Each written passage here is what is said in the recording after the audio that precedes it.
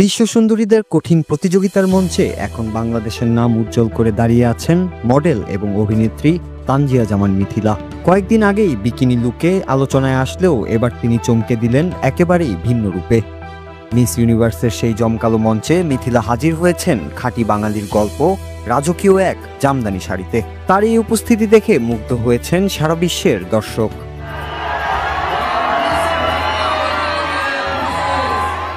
নিজের সামাজিক যোগাযোগ মাধ্যমে মিথিলা জানিয়েছেন, তিনি যে জামদানি পরে মঞ্চে উঠেছেন তা শুধু একটি পোশাক নয়, এটি বাংলাদেশের রাজকীয় ঐতিহ্যের জীবন্ত প্রতীক। মুঘল সম্রাট থেকে নবাব এবং বাংলার অভিজাত নারীদের জন্য যেসব শাড়ি বিশেষভাবে বোনা হতো, সেই উত্তরাধিকার বহন করে এই জামদানি, যার প্রতিটি সুতোয় আছে শিল্প, ধৈর্য আর শত বছরের কুশলতার ছাপ। 17 শতকের মুঘল আমল থেকে যে জামদানির যাত্রা, সেটি আজও বাঙালির অন্যতম গর্ব।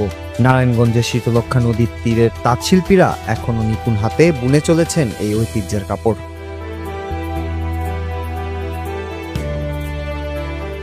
মিথিলার শাড়িটিতে ব্যবহার করা হয়েছে উৎকৃষ্ট সুতির সুতো আর সোনালী জড়ি, যা বিলাসিতা এবং রাজকীয় আভিজাত্যেরই প্রতিচ্ছবি। এই বিশেষ শাড়িটি সম্পূর্ণ হাতে তৈরি, আর একটি শাড়ি শেষ করতে লেগেছে 120 দিনেরও বেশি সময়। ডিজাইনার আফরিনা সাদিয়া সৈয়দার নকশায় তৈরি এই পোশাকে ফুটে উঠেছে স্নিগ্ধ শাপলা, যা বাংলাদেশের জাতীয় ফুল।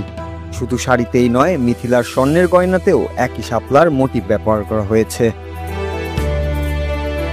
যা পুরো সাজটিকে করেছে আরও অনন্য ও অর্থবহ।